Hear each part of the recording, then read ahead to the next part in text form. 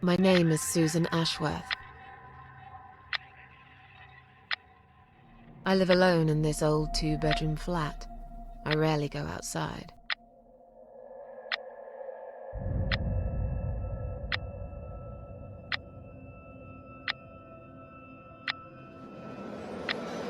Some would say it's a lonely life, and I guess that's true, but I don't like people's company.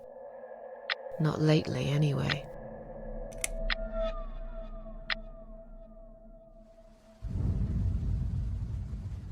I only trust my cats these days, and I will miss them dearly, but they will understand, like they always have. Teacup stays with me till the end. He watches me, as if he knew.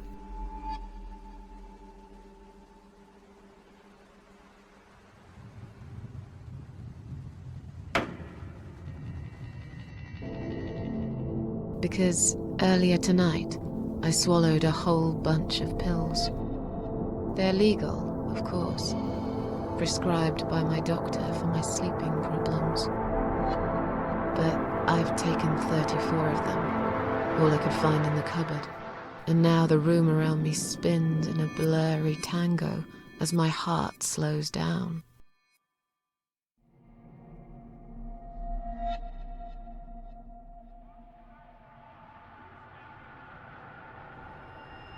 Any second now, I will be dead.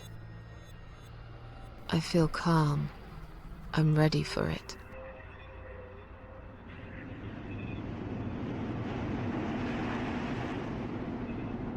I've only got one thing to say now.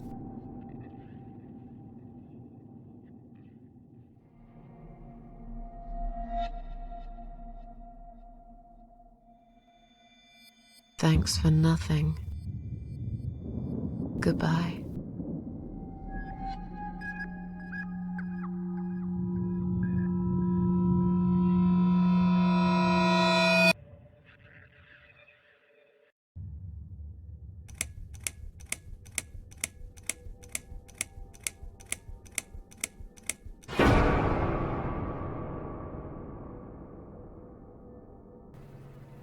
Chapter 1: House in the Woods.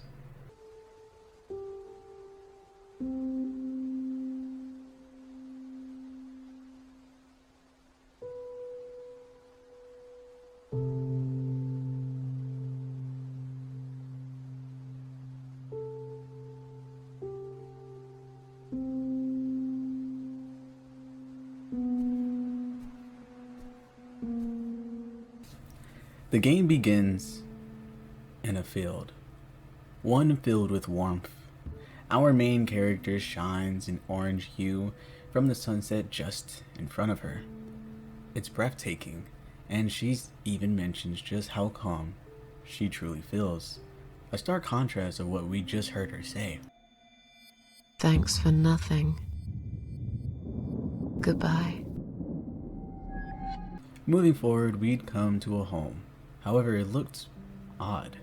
But Susan really wants to get inside there. Looking for a way in, she'd find herself caped in black and white as she entered a tunnel, and finally seeing an ambulance. With no way of getting over it, she'd walk back only to hear a faint knocking coming from within. Huh? What's making that noise? Hello? Who's there?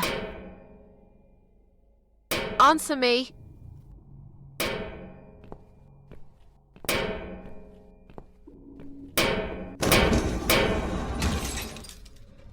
Then out comes her body on a stretcher.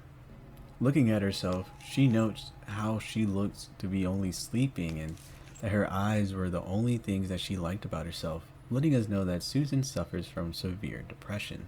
She'd find a key within her mouth, which then lets her into the home at the start of the game. Leaving the room, we would see a deer and think to follow after it. Following the deer through the woods, we would come to find our own body hung from a tree. After seeing that, we would leave the area and see a crow and choose to follow that as well, bringing us to a deer that has been killed, but more importantly, has a knife sticking out of it, making it possible for us to cut our own body down from that tree, giving us yet another key. This key opens the not so pearly gates to heaven, which is basically hell, or at least something like that. We come to meet a strange lady who seems to be that on the more of the supernatural side. She mentions how she has been present even when we were completely alone.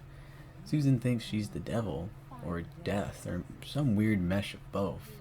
The granny tells us that she will give us a second chance, saying that she has followed us throughout our life and knows the struggle we have gone through. The granny knows just how good of a person we are, and such, she knows the pain doesn't stop at our death, but prevails way past that, and wants to save us in her own weird way. I assumed it would be wise to give you a little taste of the suffering you'd endure. I want you to understand that you can keep going long after you can't. Susan, it's time to make a decision. The parasites are coming, whether you want it or not. You haven't really got much choice. You must stand up for yourself. Fine. I'll do what you want. Excellent.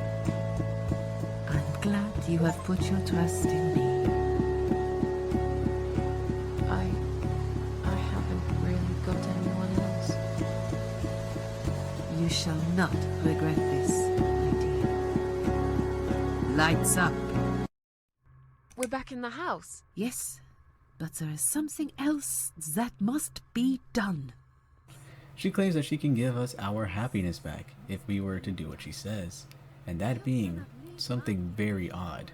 We are to find these people called parasites and bring them to her. There are 5 of them, and they apparently are super evil but mask their darkness behind a friendly facade. Of course, Susan, hearing all of this, believes that she isn't capable and questions why she even chose her. She doesn't want to live. She doesn't want to get back. She has no reasons for living. She has a hard enough time crawling out of bed, so what makes her believe she's going to fight so absolutely hard to get back to a life that she truly despairs? But the granny promises that that is a mistake, and also kind of drops that it's a bit too late anyways, considering she granted her the ability of immortality. She can no longer die. The woman who wants nothing more than just to die no longer has that freedom. How sad. One last thing, the granny says it's a bit of a formality, but in order to return back to the land of the living, we first need to blow out a candle, which basically gives our soul essentially.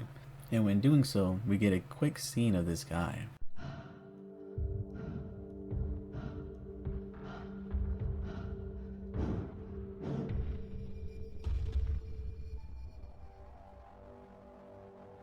They left me no choice, Alice. Maybe one day you'll forgive me.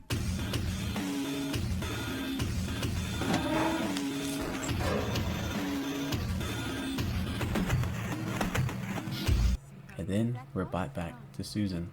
We are instructed to go to a nearby machine and drop a little bit of blood within it to make it work, and which opens up the door to the land of the living. So now we finally make our way back to that very home at the beginning, and once getting inside, we take that crowbar we got from earlier at our crucified body and use it to get the cords out of the way.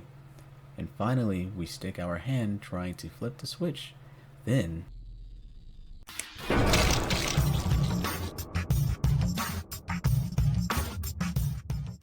our flipping arm is torn off.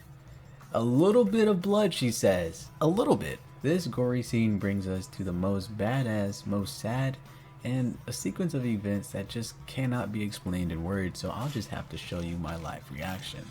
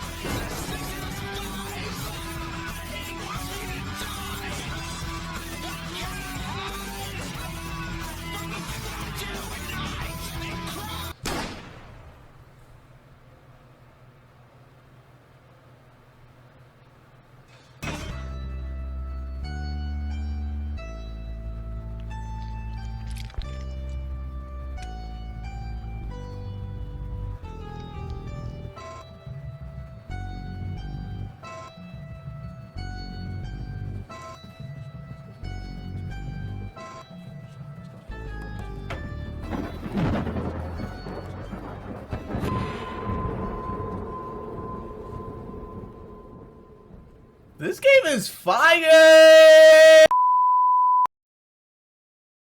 What a very intriguing first chapter to any video game. When people told me to play this game, I simply didn't know what to expect. I really didn't. When I looked it up, people were like, hey, you should play the cat lady. It follows a protagonist. It follows the narrative of depression, blah, blah, blah. And obviously, hearing that word depression, I knew that it was going to be somewhere in my ballpark because I tend to gravitate towards these type of stories. Yet, it still surprised me. Something about it was beautifully written. Something about it was surreal and scary. It was it was scary. The only other game that I could think of that has anything similar to what we just witnessed and played was probably Detention, and I haven't even played it myself. I only watched Matthew Patrick play it. Now, why did I just say his entire name? I have no idea, but I did. But more so, let's talk about the game. I think it's a very interesting look because already we're trying to figure out if this is real, if this is fake, or if this is some weird mix between. The reason I say this is because when we find our body, right? When we find our body in the stretcher of an ambulance, that makes sense. That would make sense as to what was happening because later we learned that an ambulance was actually called for us, right? And so could that have actually transpired that we were on a stretcher and we actually did die, right? And then we have some other thing that happened that doesn't mash very well, and it was our hung body.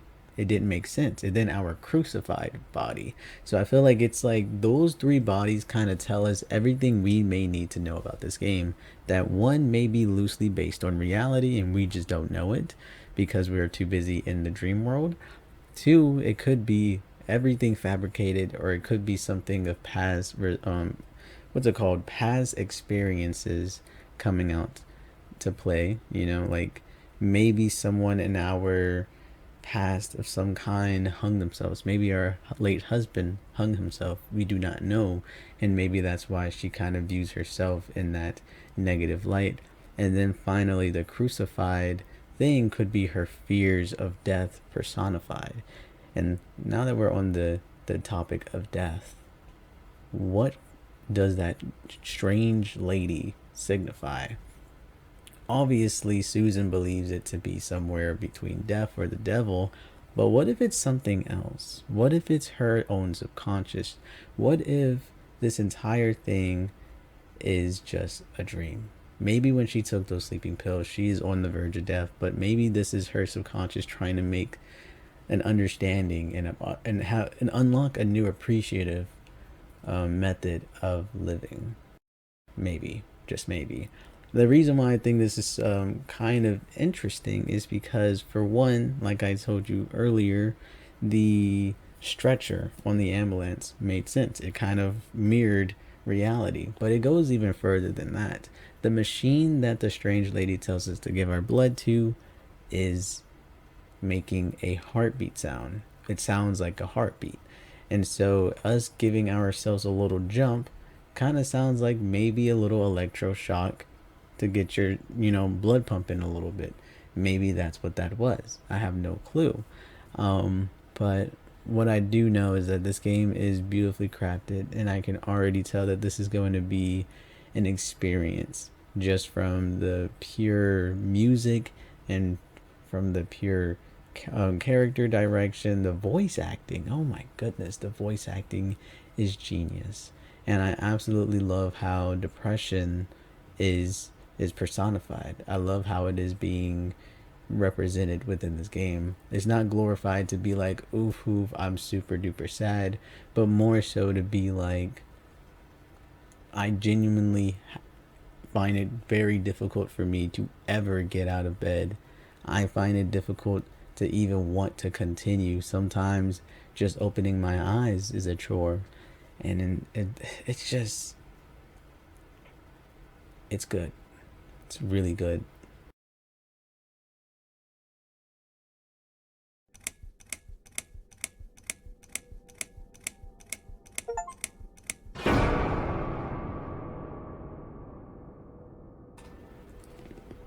Chapter 2.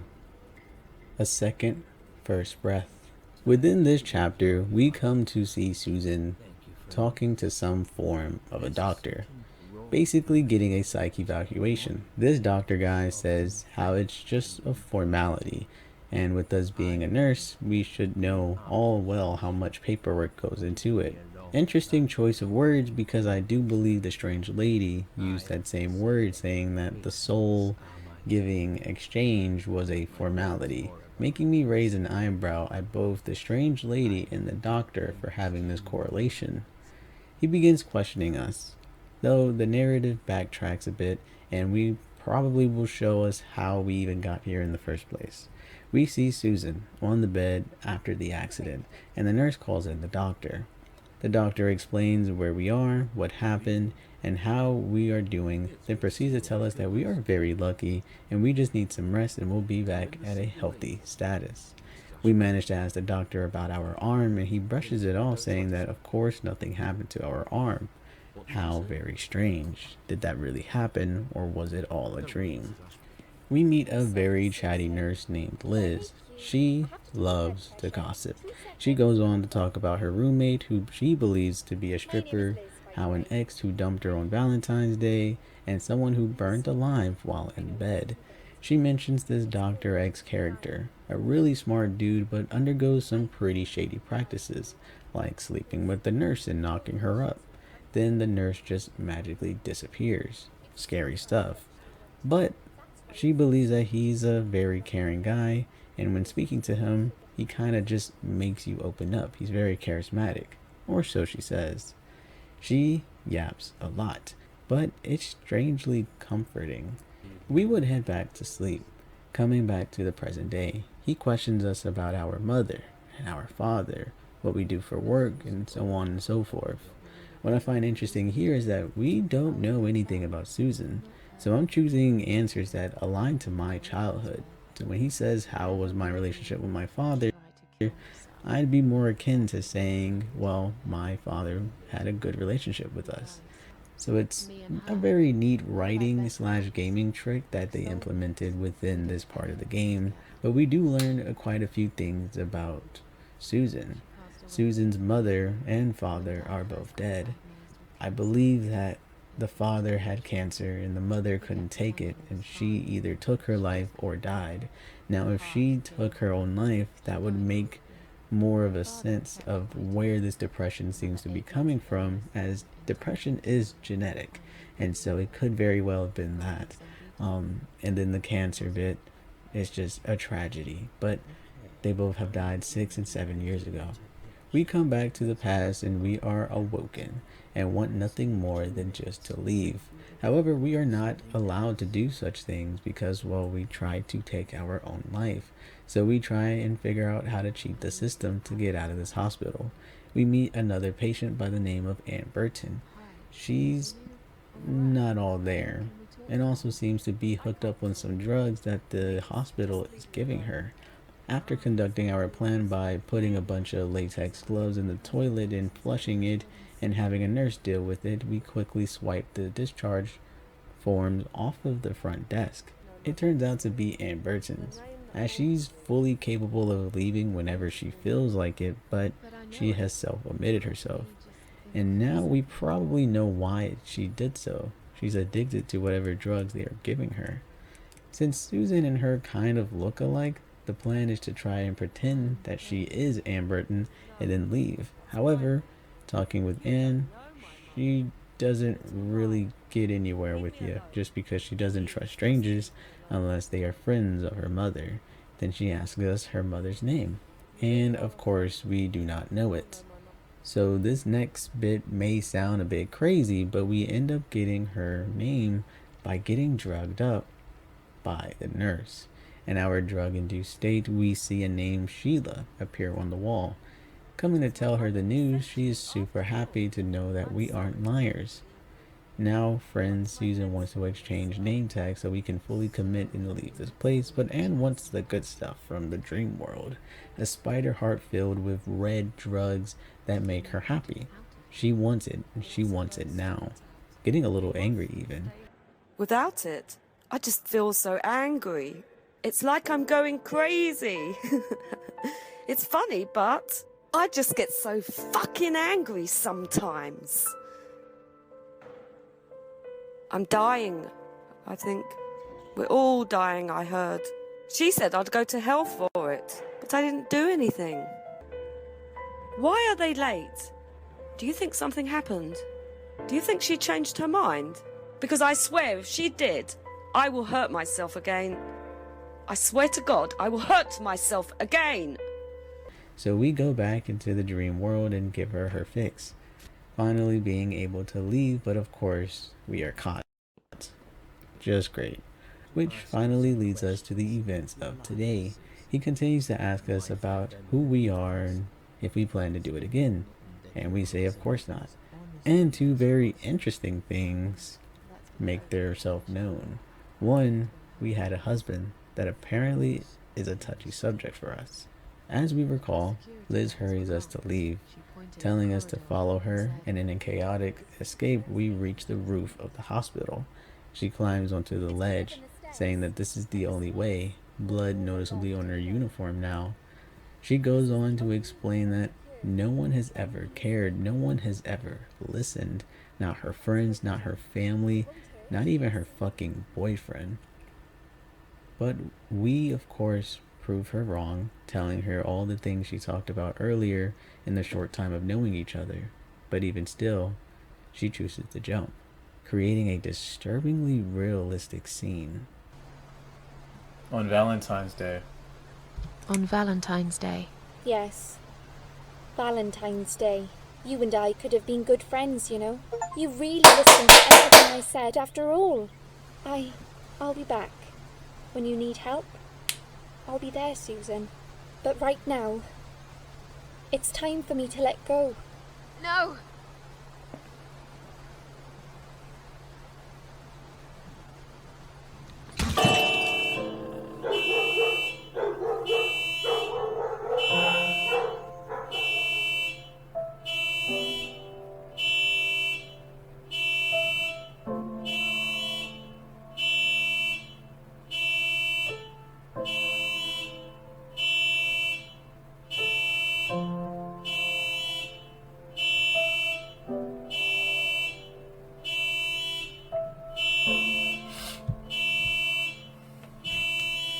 The doctor hearing this seems to be confused as Liz is still alive and, well, we can go see her right now.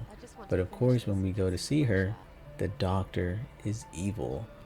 Liz has been dead for a long time now, and for some reason we know about her, and thus he locks us in the office and stabs us to death.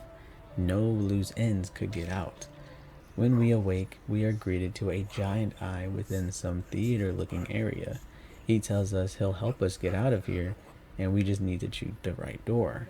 And when doing so, Susan blows out yet another candle, and we awake, spilling out of a hospital body bag screaming bloody murder. So she is fucking immortal.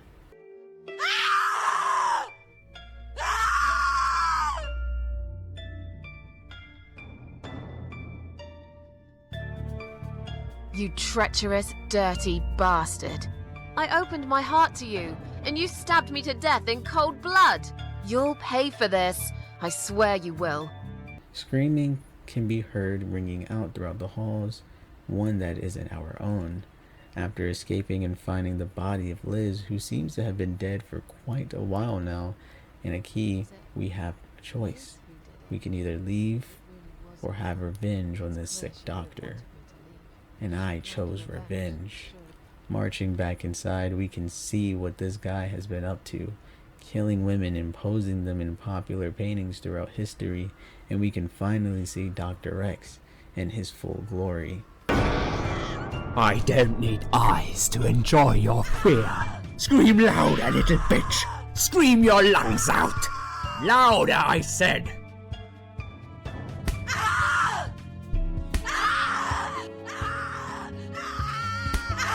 Yes, this is by far my favorite of songs. Would you like me to dance for you? Unlike you, I know all art needs to be appreciated. Your scream is like a poem without words. Your body, an instrument. I never thought you had it in you, and yet you make every fibre in my body tremble with excitement.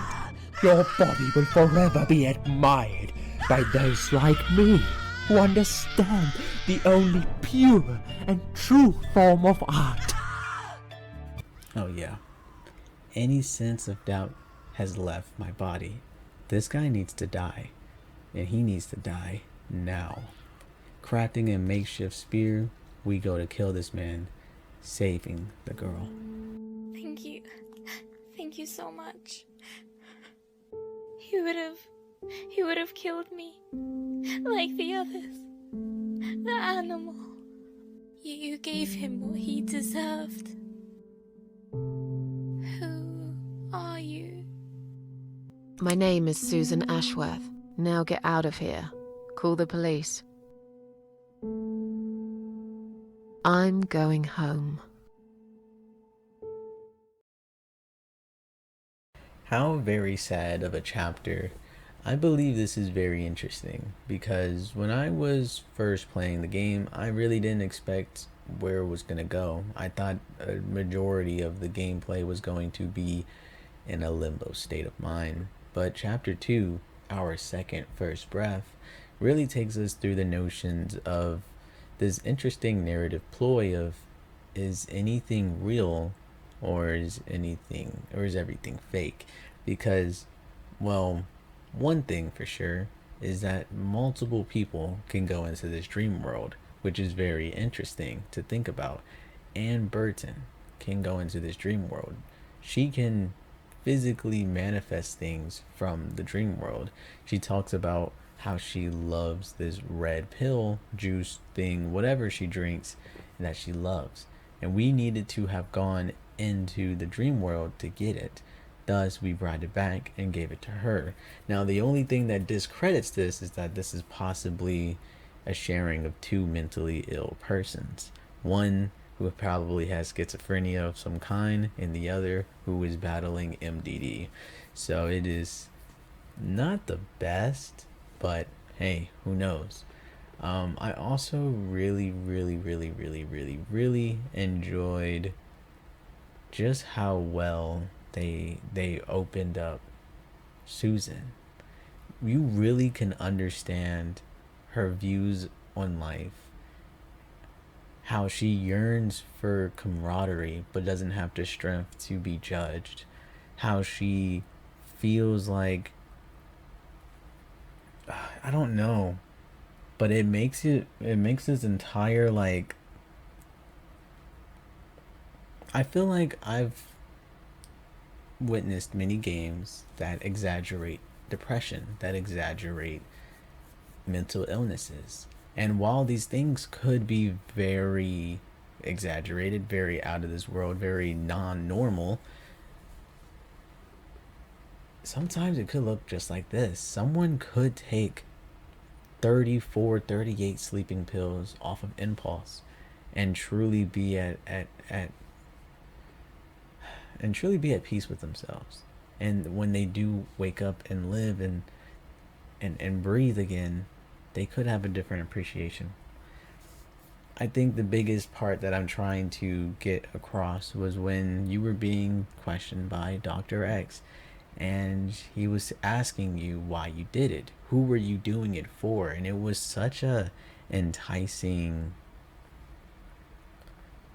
I don't think I can explain it well. I think I'm just going to have to show you guys. I'm going to play that scene because it is some of the best writing that relates to depression, and it is just so damn relatable for someone who doesn't have depression or suffer from depression of any kind. Even I felt as if I could understand to a certain degree. Suicide is never the solution. There's always a way of solving whatever problem you might have. I realize that now. Please, in your own words, try to explain to me, why did you really try to take your own life, Susan? I wanted to show everyone how hurt I was deep inside. Who did you want to know? I'm not even sure now. People, I guess. Everyone. Myself. I don't really know. Please, ask me about something else. Do you feel as if you're a burden, or that life isn't worth living? Sometimes, when I feel really low, I used to think everyone would be happier without me. But I guess people don't really care. Besides, I live alone. Who could I be a burden to? Saying things like, who did you do it for? She was like, I just wanted people to know. I just wanted people to feel the pain that I felt. But then she slowly came to the realization that, like, she didn't even know who she was directing that message to. That note was for no one. That note was really just for a fuck you to the world, but no one in particular. And the only thing that she came out with this information was that no one really cares. It's a very similar thing to what we hear Liz go through. And I think that's why I really like this game, because it's crafting these relatability figures where you're like, okay, I understand it. In chapter 1, you have the one person, you have the strange lady. The strange lady seems to be almost us, as she's talking about how she's always been with us, that she knows how this road ends, and that she felt this pain long ago. And then shows us our own crucified body. Maybe that's just our older self. Someone, maybe, who's our older self trying to warn us, like, hey, I've been down this path. You don't want to go there. And then we finally get into chapter 2 when we have Liz, who's saying how she's heard by no one, how she has no one, how she's never had anyone even listen to her. And then we have us. We have Susan saying the same exact thing in the psych evaluation, saying how she really doesn't have anyone, and she kind of wants it to be different but doesn't really know how she's gonna do it. She has her cats, and she's 40 years old, and she just feels like she's destined to be alone forever. It is such an interesting look on depression, and I truly love the way that it's written, and I give it a round of applause for sure. But let us get into chapter 3 without further ado. Also, I don't know how I forgot to talk about this, but obviously the big parts of it all being the parasites.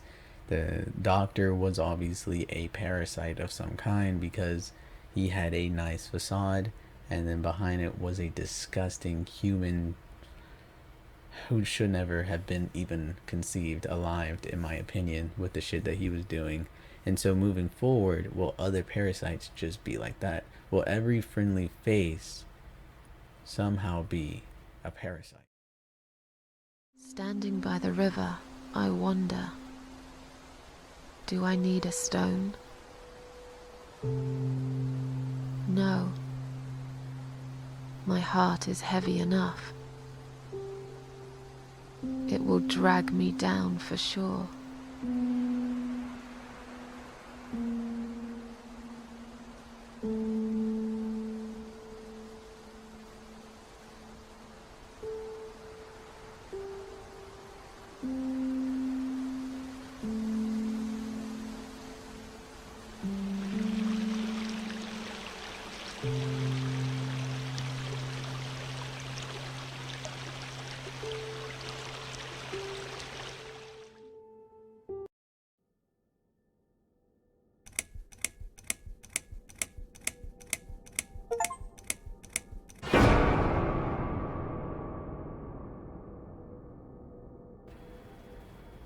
Chapter 3, River.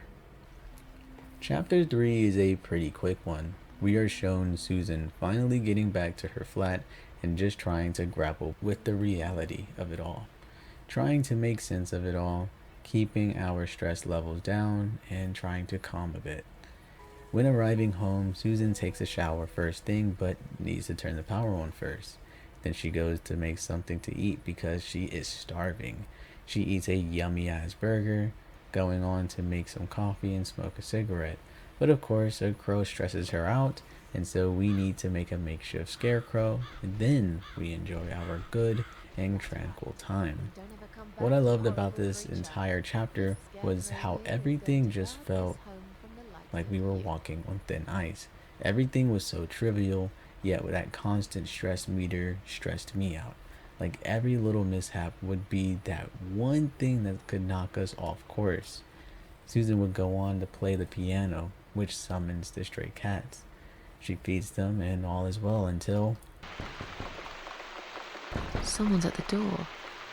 But who could it be so late at night?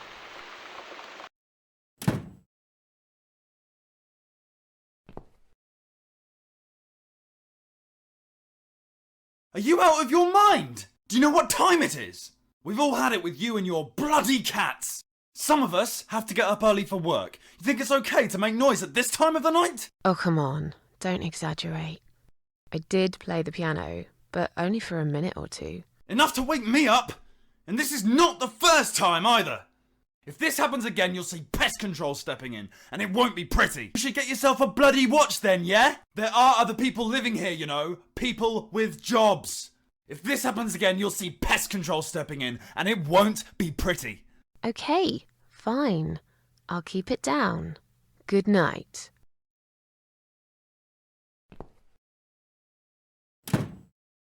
Damn cat lady. They should lock her up somewhere. Fucking nutcase. This one little event was enough to send Susan back to the edge. His words made her angry, made her visibly upset as she tries to keep in that abundance of energy. She slams her hand down on the piano, punches the glass, and tries to go outside and get some fresh air, but the anger just won't stop. The anger just kept growing and growing until it finally subsided. And she just collapsed, barely able to get herself onto the bed.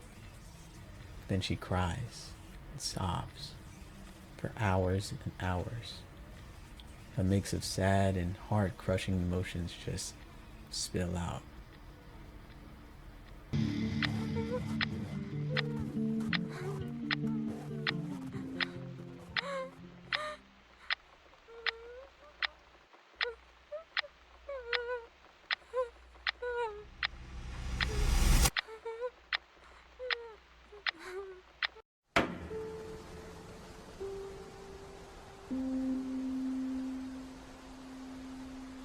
Standing by the river, I'm thinking, will I jump again? No. Behind the closed doors, I have fallen in love with the razor.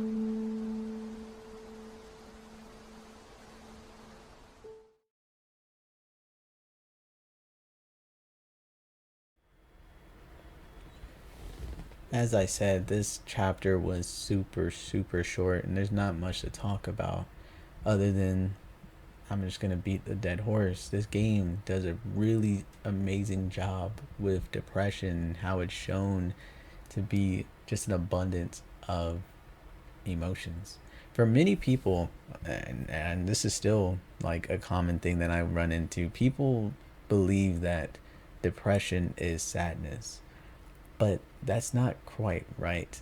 Yes, most people who are depressed are sad, but depression or sadness is just one element of depression. Depression is a thing of its own. It is a huge umbrella term for so many different symptoms and an array of emotions that people go through, and I think this game does an amazing job at it.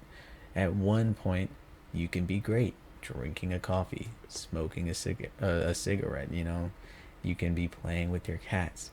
Everything is fine, but then one thing, one trigger could cause you to just spiral and just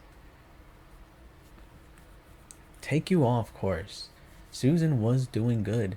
We heard it from Susan herself. She was thinking she could change. She was thinking with the new power of immortality, she might start moving in the right direction. We heard this.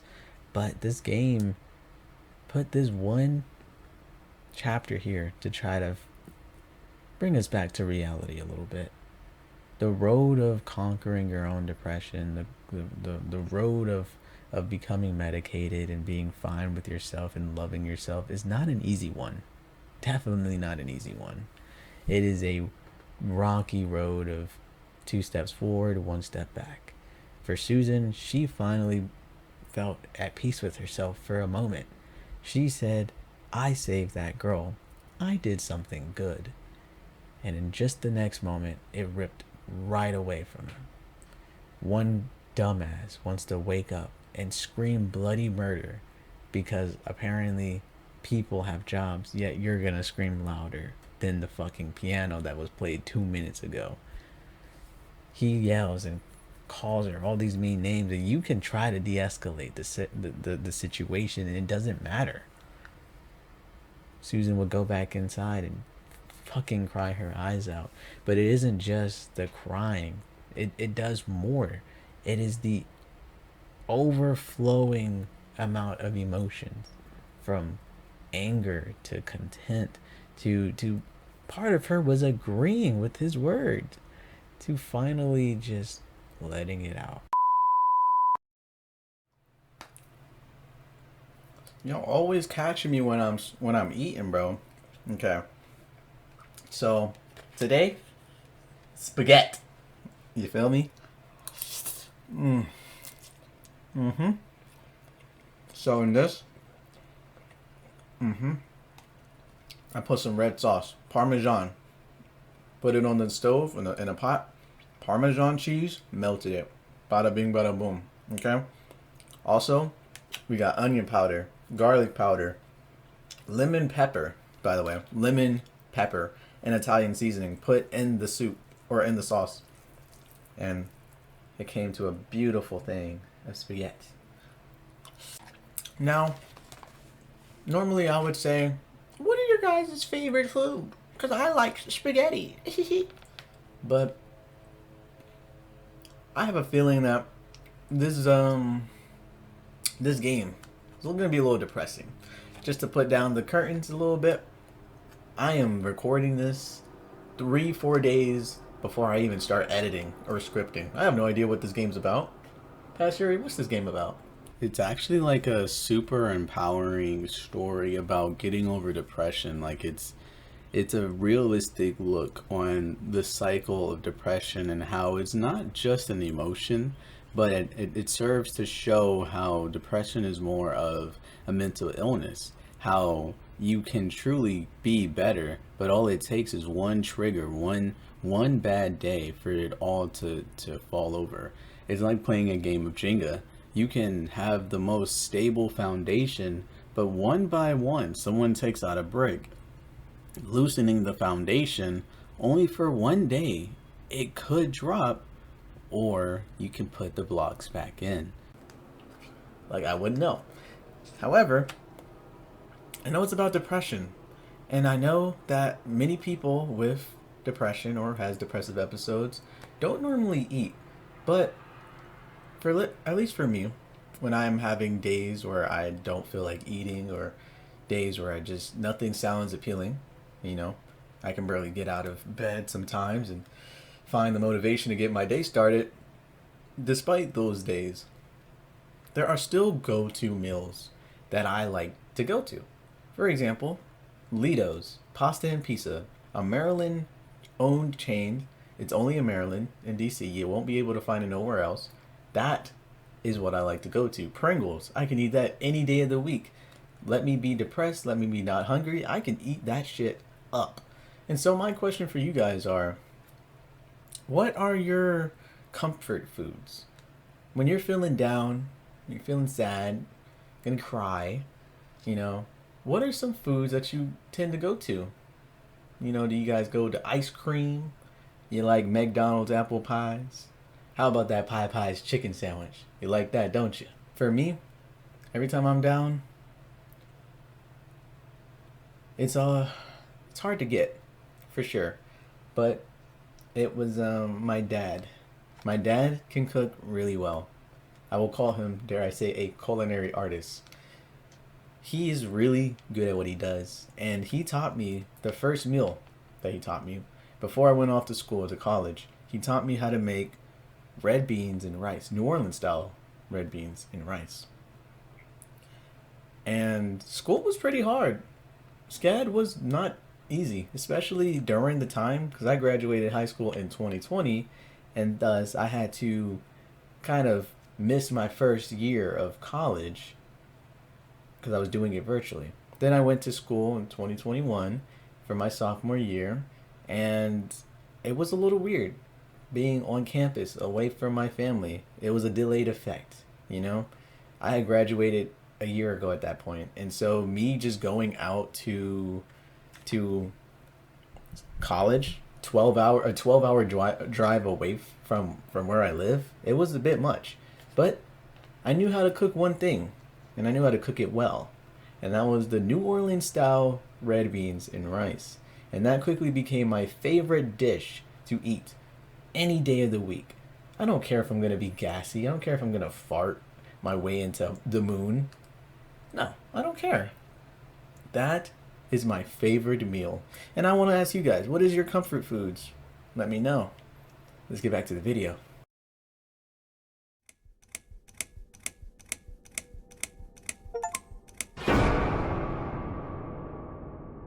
Chapter 4, Bullet for Susan.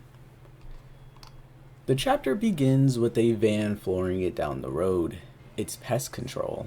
Great, so the asshole did end up calling them after all. We then see a man dragging what seems like a body out of the van. Then we get this crazy trippy imagery of what looks like a man bloody body thing with a gas mask and a figure filled with maggots, like the Queen of Maggots. So maybe that's the connection.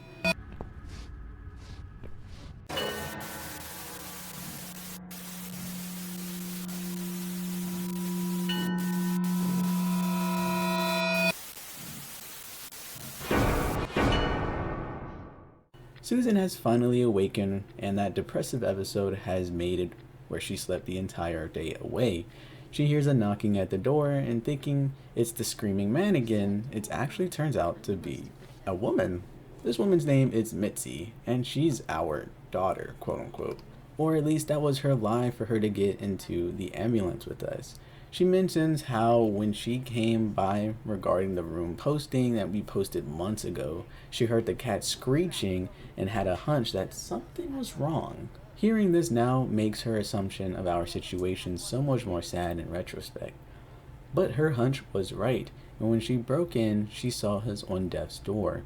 Knowing that we have suicidal tendencies, she still wants to rent the room with us. This place is run down and Susan can't understand why, and given what she just went through, she's having trust issues.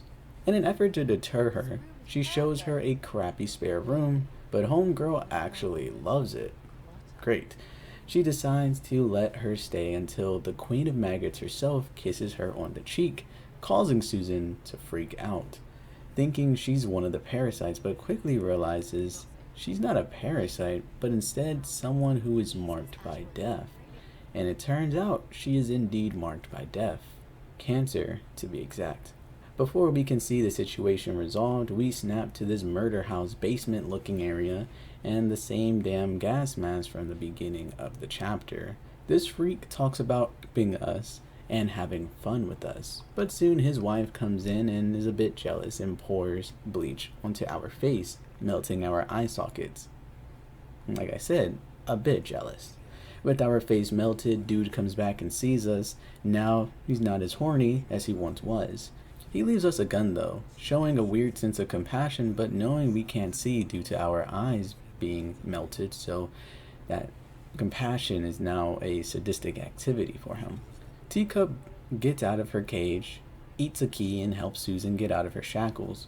Once getting free, we can't see a thing. This is making me feel like we're playing Fear and Hunger all over again, like my eyes just got pecked out by the damn crow molar. But once finding the gun, we shoot ourselves to, I guess, regenerate our sight.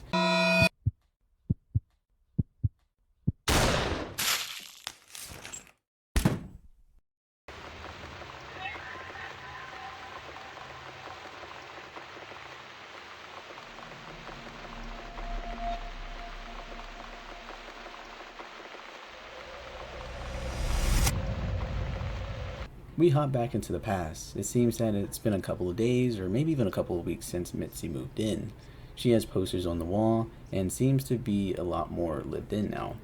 The two bust open a wine bottle and share a drink while getting to know each other a bit more. Out on the balcony, we learn about Mitzi and her life story. She's looking for someone, one of the occupants in the flat that we're living in. This person said and did some horrible things and she wants some closure before she dies. She goes on to talk about her boyfriend. They were childhood friends, turned lovers. They were perfect for each other. She loved him dearly and she knows for a fact that he loved her just as much. But then one day, she was diagnosed. He didn't take the news well at all, getting into a big fight actually. But the next day he came back begging her to fight it as hard as she could. But she had brain cancer, so it was a real low for survival. But she did it, and like expected, the chemo did not work. He almost became obsessed with death. It became all he talked about. And one day he found some user on Reddit or whatever form of Reddit they wanted to use in this game that hosts a site for those wishing to die. And that was a perfect choice. They would die together, Romeo and Juliet style, and this Adam guy online helped people do it. He pushed the idea even.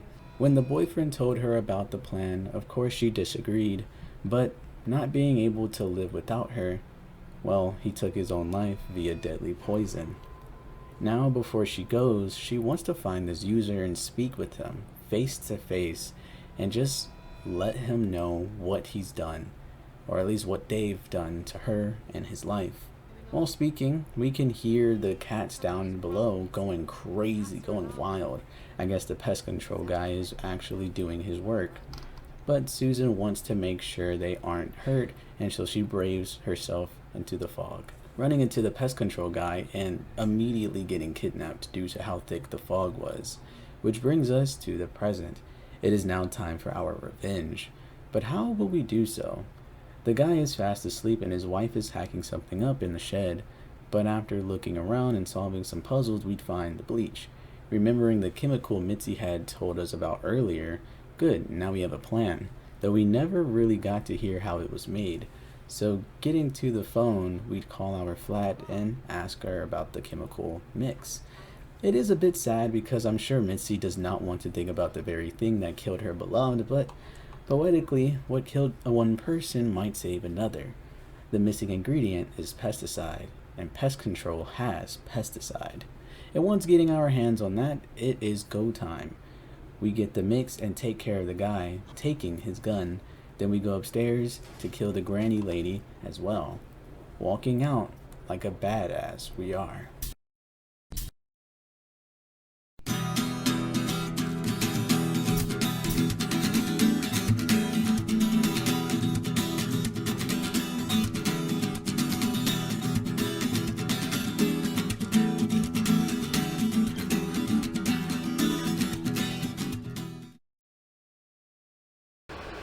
Hello.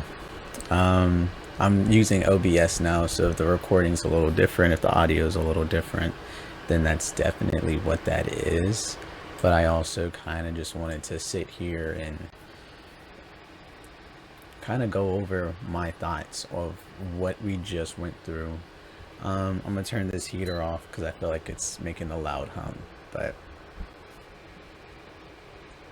what I found very interesting about this particular episode, this was called Chapter 4, Bullet for Susan. I believe that's what it was called, Bullet for Susan. And this one is really interesting because everything we learned about the parasites kind of gets thrown out the window. There's about a couple of things that are happening, right, that are correlating. So we had the guy who yelled at us about our cats and being the pest control, right? And we basically correlate that with it foreshadowing that the pest control guy was actually another one of the parasites, someone who's supposed to be a diligent and helpful individual who is actually a sadistic man-eating murderer who took pleasure and was actually going to us, but actually didn't do that. Instead had his wife pour bleach into our face and murder us on multiple occasions within the run. But what I thought was interesting was that my entire thought process on this whole thing was that for sure, I don't even know the girl's name. Mitzi? I think that's her name. I for sure thought Mitzi was going to be evil. I thought she was going to be one of the parasites. But plot twist, she actually has cancer. It's a brain cancer too. And it's very bad. One of the highlights of this chapter that I can at least say, because I didn't really like this chapter. If I would have to compare and contrast chapter 1, 2, and 3, this one was my least favorite, just gameplay wise, because now she's just murdering. And I don't know how I feel about that, where she took that shotgun, she blasted that person without hesitation. But that's just like a personal preference. I liked it when it was more like, I'm so filled with anger, like you did something to me that I despise. I opened up to you. It felt more emotional. I opened up to you and you fucking murdered me. But this one was kind of like, hey, I'm checking on my cats, and then yeah, it sucks. But what I really did enjoy about this chapter was the correlation between Mitzi and Susan. I felt like it was very meaningful and was very purposeful, because not only does she bring to attention that, hey, Mitzi kind of reminds me when I was younger, of my younger self, but they also have two of the same kind of, I don't know, two of the same kind of sense of humors. Their banter was really nice, and seeing their emotional growth with each other was amazing. And her hugging and Mitzi talking about her loved one, the one that it was so good. But she was talking about her boyfriend who had died because the cancer not only affected her but affected everyone else that loved her dearly. And I'm more so going to believe that the reason why this was a pinpoint and brought up in the chapter was because this was probably foreshadowing something that happened with Susan. I think Susan definitely had that love, because Mitzi was like, count me as lucky, because a lot of people can go a whole lifetime without finding that pure and innocent love, and yet she found it in her boyfriend, even if it did end poorly. And I'm thinking that our husband was something of the same. I'm thinking that our husband was the one who killed herself. The thing that confuses me is who the fuck Alice is, right? So there's still some lingering things, but all in all, I really enjoyed the game itself. The story is amazing. It's got me captivated. And the last question that I usually really have is, what is up with Teacup? What is up with the cat? The cat might know something else, because after the cat saved us, disappeared. And I just wonder, I'm like, what's they're doing? Like, the cat lady is a nickname, but it also must mean something else, right? Maybe that's like a mystical guardian that is always there when she's alone. And obviously the hug at the very end was amazing. So let us get into chapter 5. Not all flowers point towards the sun.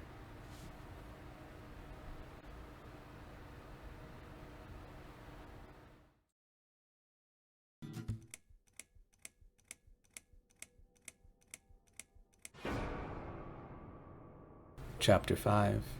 Some flowers never bend towards the sun.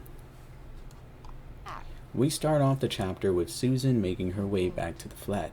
Mitzi greets her at the door, and the two share a hug. It's extremely heartwarming, actually. Susan goes on to take a bath, and we get some mid-40s boob action.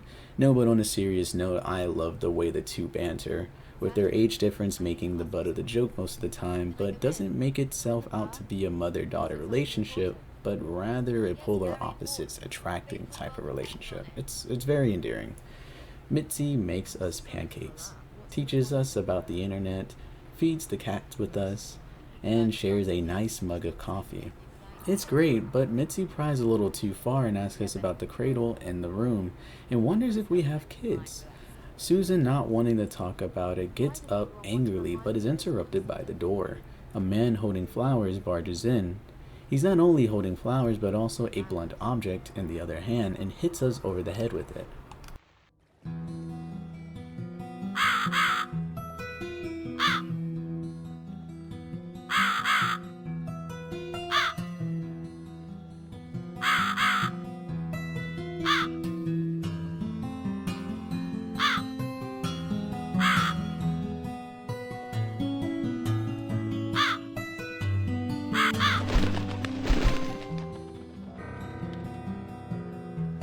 We would awake in some steel stronghold on the water. Strange things are found here. A monster that looks a little too similar to us. A random car accident. Future Yuri here? I still don't know what that means. We've got to kill the dream version of us, I think. Then we enter an elevator shaft and get crushed to death by the sea's overwhelming pressure. We then come back to the land of the living. We're all tied up in duct tape alongside Mitzi. The two try not to panic, doing everything they possibly could to get out, to no avail. It's then when Mitzi apologizes for prying too hard earlier, and Susan finally opens up, speaking on why she hates flowers. There was a time that she actually loved flowers just like any other girl. In her past, she had quite the admirer. He'd send her flowers and usually she'd throw them out with second thought, but this time these flowers were absolutely gorgeous. She just could not bring herself to do so. And so she hid it in her infant's room to make it seem like maybe a friend had came over and got the flowers for the baby. An innocent lie, she thought. No need to tell her husband and stir up unnecessary trouble.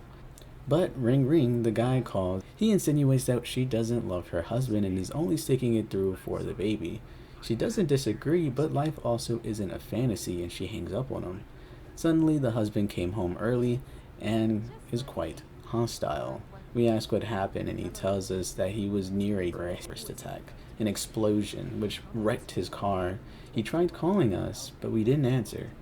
It's probably because we were on the phone low-key cheating on him. Not good. The night only got worse as he gets drunk and they get into a nasty argument. The husband's side of things were basically that the baby is all Susan talks about now. He doesn't feel love. They haven't had sex. Hell, she hasn't even kissed him in God knows how long. The apartment's a mess and he thinks she's just being downright lazy. He wants her to be a good mother and also to be a good wife. Now, Susan's side of things is that it's new for everyone. She's just trying to do everything she can for the baby and hasn't felt as if she could be able to multitask just yet with the house chores, work, and a baby. And honestly, I was on the fence. I'm not gonna lie, I was on the fence for a lot of that arguing. Until the dumbass belittles how much taking a child really does. That was the nail in the coffin. Obviously, I get it. Look, I'm gonna get a little vulnerable here in the middle of the video here. Me and my girlfriend, we've been dating for 2 years. And there were times where we met in a carefree time of our life, right? We talked to each other. We started talking to each other when I was in school, she was in school. So a large part of our relationship was separated, right? I had my friends, I had my worries, she had her friends, she had her worries. And then slowly but surely, we would start meeting up more, we started dating, and we made it official. And so we started spending a lot of time together. Everything was new. So she would kiss me a lot, we would do things a lot, hold hands, physical touch, everything was plentiful. And then our lives changed a little bit, right? I graduated college. She still had 2 years on the way. And so I'm thinking I'm in the same headspace. I actually have more time now. I'm actually going to be more attentive to this relationship versus she is only getting into the harder parts of college, right?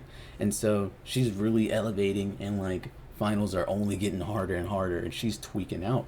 And so when most people are stressed, they don't want to touch. They don't want to do anything other than get that shit done so that way they can not be stressed no more. And so there were times where I felt neglected because I'd drive over there and she would just be more focused on her work, or she wouldn't hold my hands, or she wouldn't kiss me as much, or even show any physical touch. And I took it personally. I thought, man, she don't really fuck with me like that no more. What's going on? So we had to really sit down, and she told me, she was just like, I think I just can't do both, you know? And she was like, unless, like, I know it's unfair to you, but I can't do both. And like, just having that clarity made me understand so much, where I was like, you know, you're right. I need to just be a little more patient, you know? And then surely enough, she gets on break and things kind of reignite. So I think moving forward, when she gets back in the finals again, I think I'm just going to be a good individual, focus on my work, do my own shit. But now I got too personal. I'm apologizing. Back to the story at hand. He belittles her for talking about Zoe. That was their daughter's name. Talking about Zoe all of the time. And he was like, she was like, I've been busy. And he was like, oh, what? Changing diapers? Looking after the baby, feeding the baby? He was like, other women can do it. Why can't you? Like, saying that to cook him dinner, first of all. To cook him dinner and clean up. First of all, we've already established that Susan was a nurse.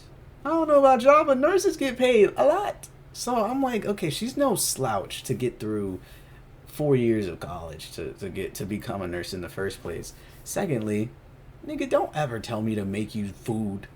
Like, and then, bro, anyway, I just feel like people really downplay just how much taking care of a child is. I actually was on Instagram, and there was this child who found a way to fall and hurt himself. And someone in the comment was like, the first 2-3 years of what's it called, of taking care of a child is to just make sure they live.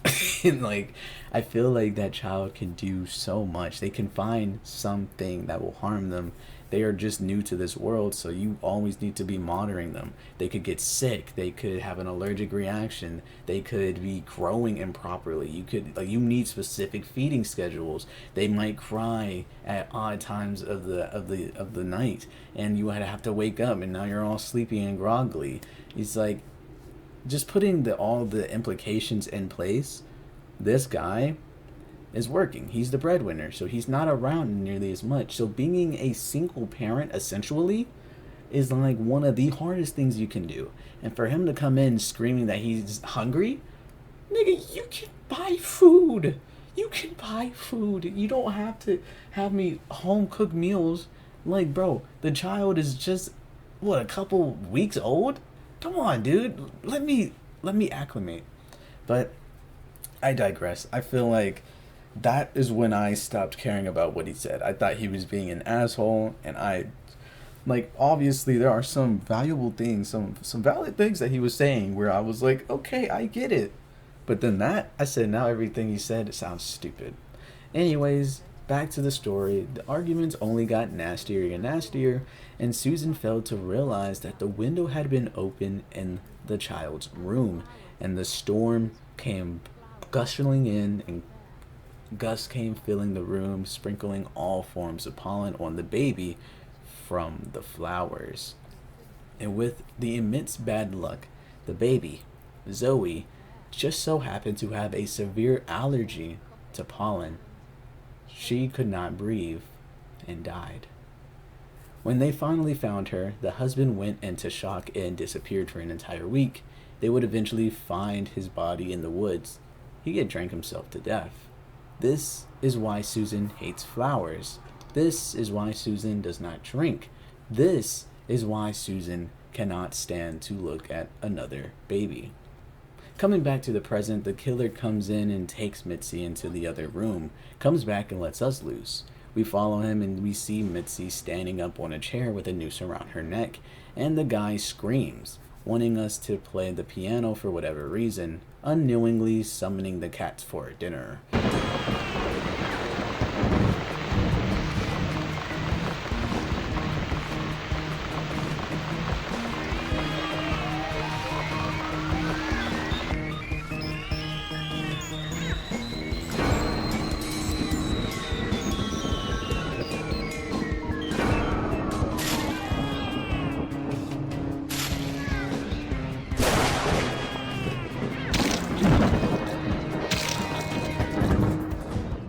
They eat his ass, and we save Mitzi.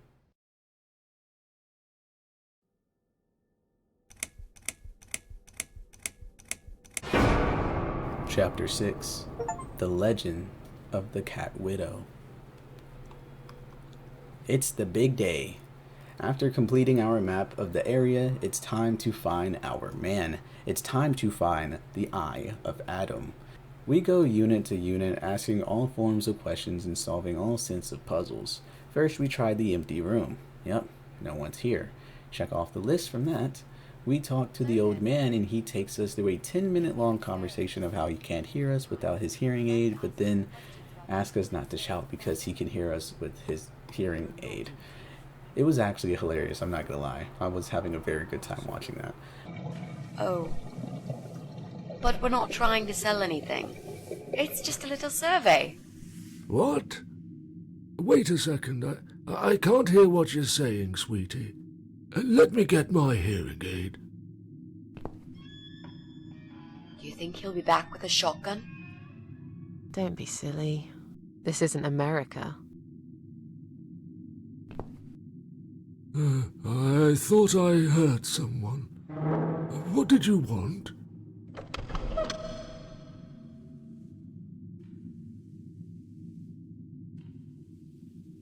Do you own computer connected to the internet? Say again? Right. Okay. Do you... I can't hear you very well, dear. You'll have to speak up. I'm an old man, you know. I'll be 85 this year. Do you have a computer? There's no need to shout. I've got my hearing aids. I can hear what you're saying. Oh my... Sorry. A young, pretty... But Susan and Mitzi agree that no way that can be their man. He probably doesn't even know how to use a computer, so we check that off the list. Next is the dog lady. She hates our cats, so we lure the cats to upset the lady's dog, and she has to go chase after her senior buddy, leaving her room unlocked. In the rush, Mitzi looks through her computer history and it's nothing. We pose as the nanny for the mother upstairs. Cutting the power creates enough time for Mitzi to look through her stuff as well, and yep, not here either. Now that the lights are off, the guy next door who's always playing video games rushes to action to fix the power situation, leaving his room empty as well. Perfect. Checking his computer, absolutely nothing. We do end up finding a key in the cat statue, and we get inside the flat next to ours. Joe Davis lives there, and he's not our guy either.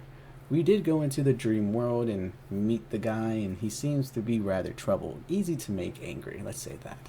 He asked us to get his wife out of the room because for a month now she's been trying to make herself look pretty. Turns out it's not his wife, but rather a monster, and so we are told to kill it by strangling it.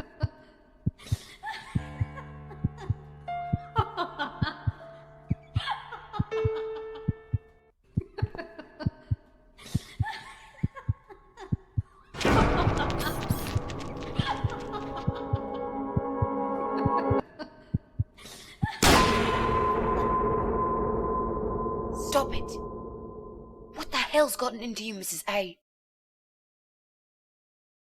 Coming back to the real world and trying to strangle Mitzi.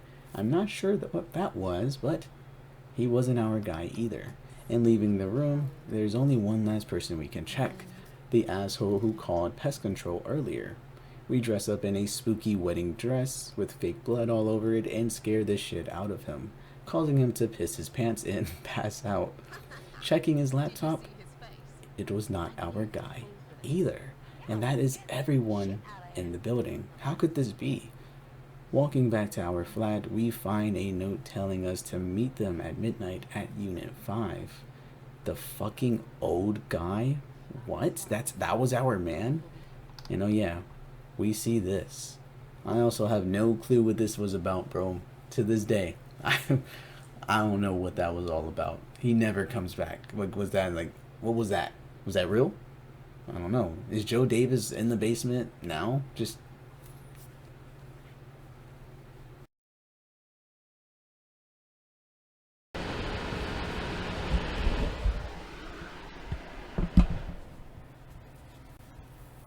Hello, guys. So, we've been doing this after every chapter, just kind of going through what we learned. And I will say, this was by far my least favorite chapter. I felt like, obviously, it was leading up to it. Everybody was like, hey, Adam lives here, so we're going to make a map and we're going to go through the whole thing.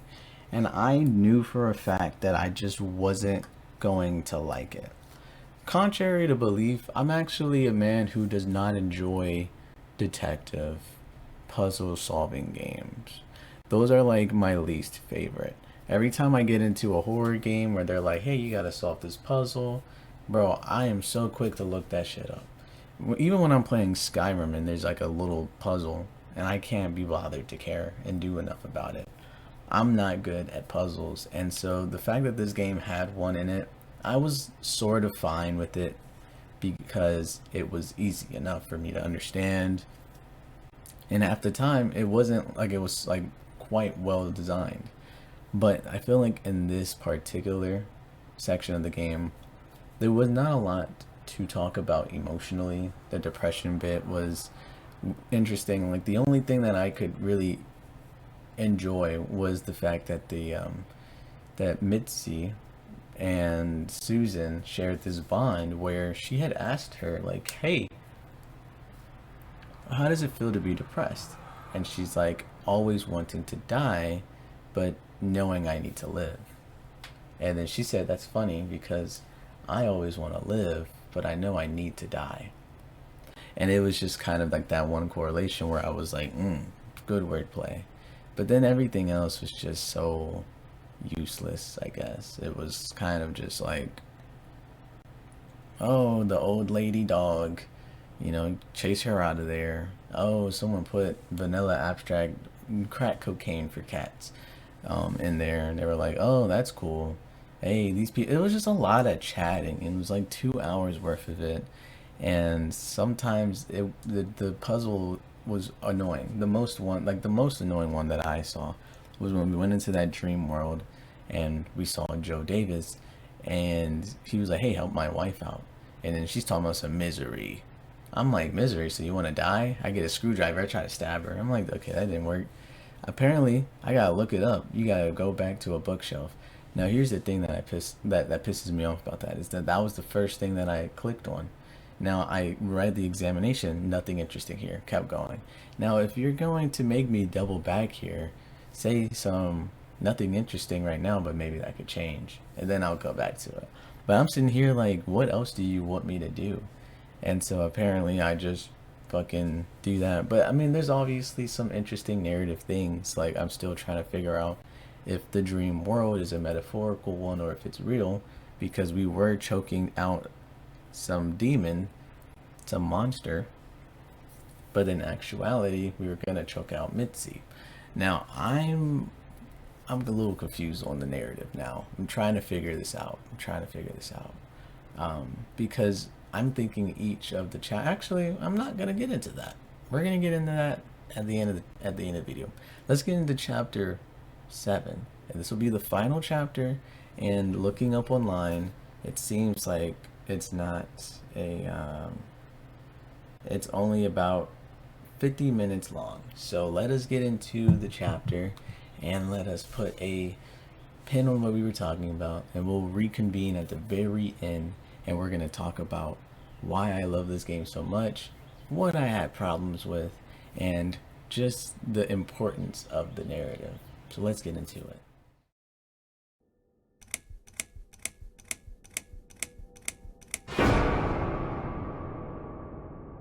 Chapter 7. Don't feed the troll.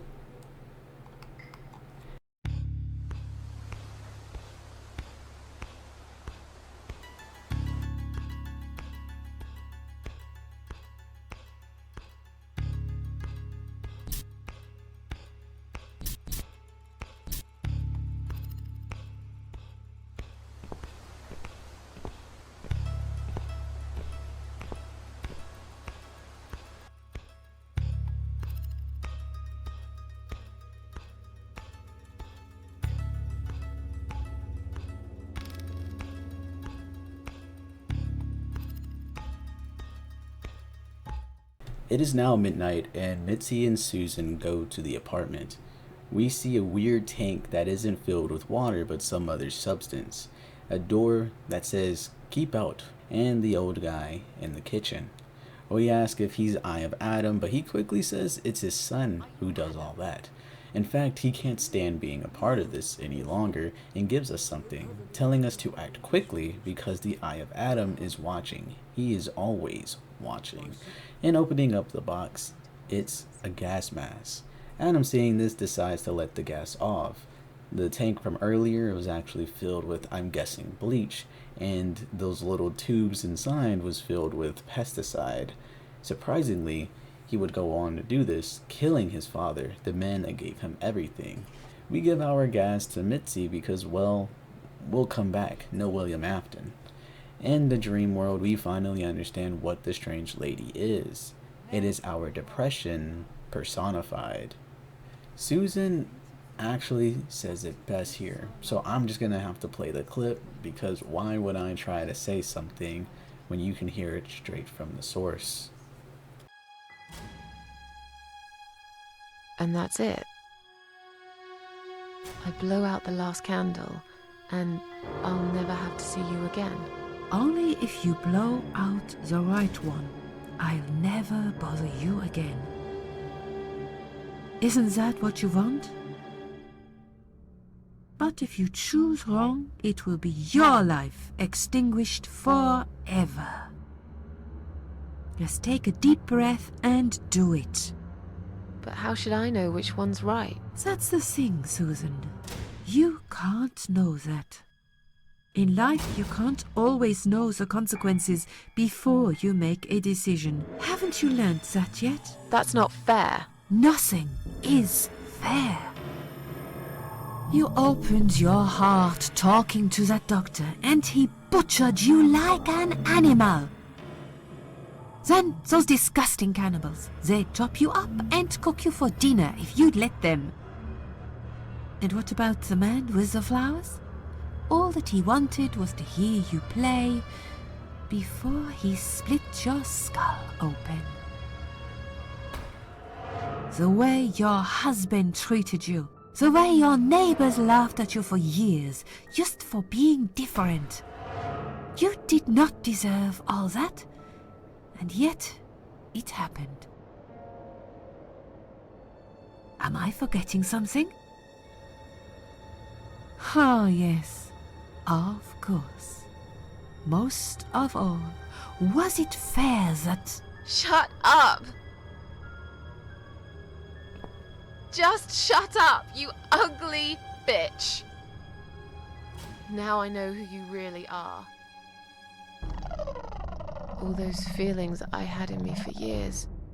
That bitter guilt and self-pity. That hatred for myself and everyone else. You are that miserable illness that's consumed my heart all these years.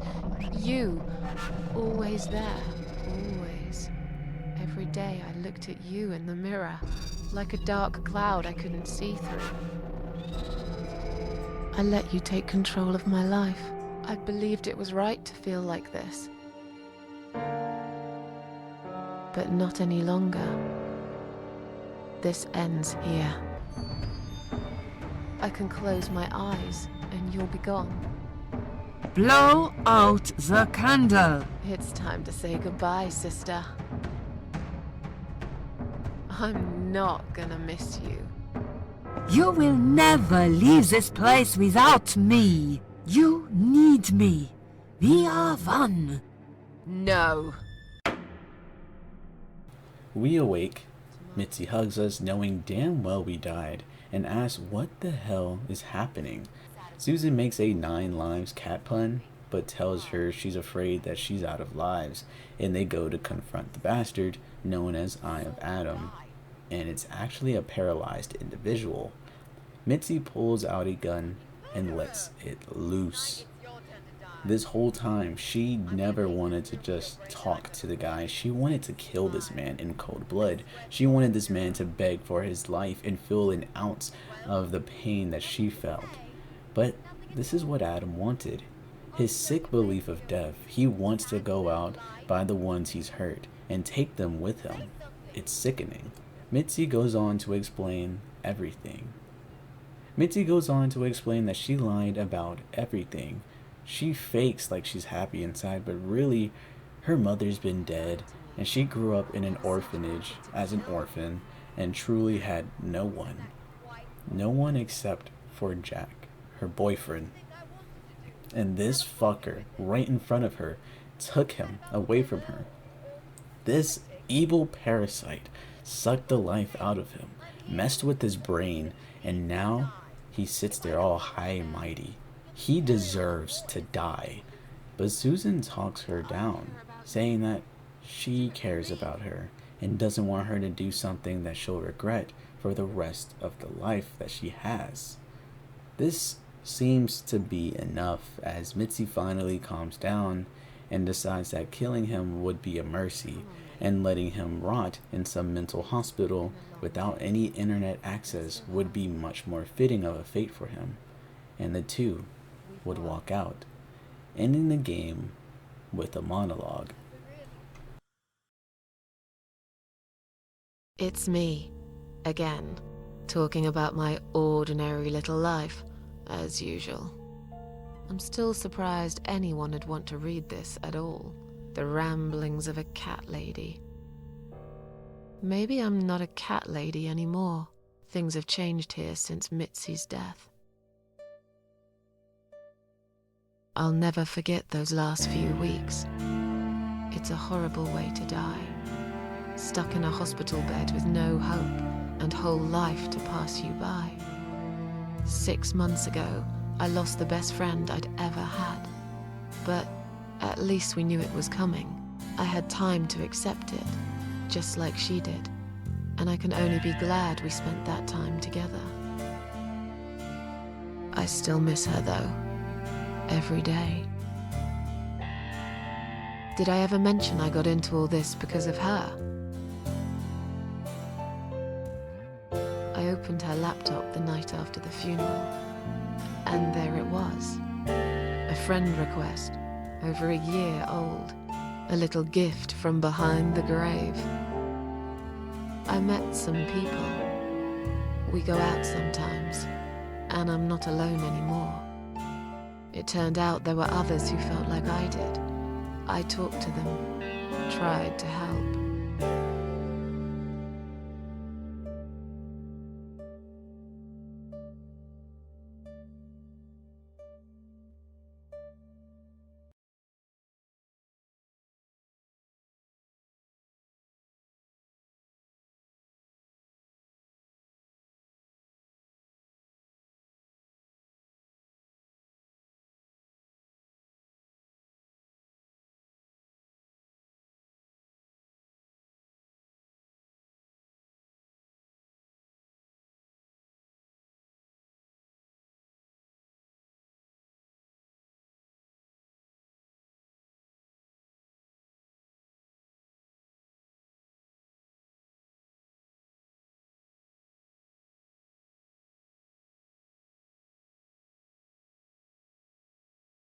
And now, I'm writing this blog. I must confess, yesterday was bad.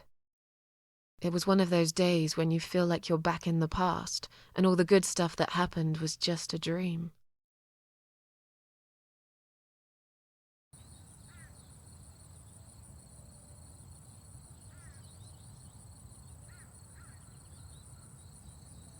But I woke up today, feeling better.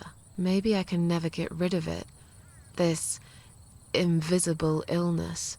Maybe it will always be living somewhere deep inside me, asleep, waiting. And when it'll hit me hard.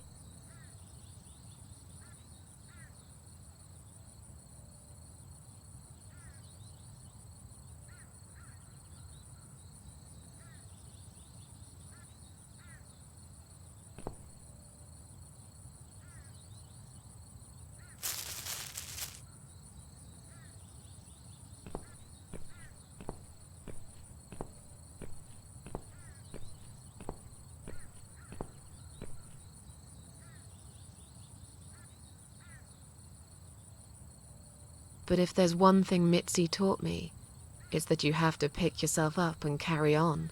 It doesn't matter that life isn't fair. It doesn't matter that you make mistakes. You fall and rise again. Worlds full of liars, traitors, cowards. But every now and then, you meet someone like Mitzi, who will just smile at it all. Now, I've forgiven the world and myself too. I teach myself to smile again. One day I'll get there. I know I will. Even if it takes me not 9, but 900 lives.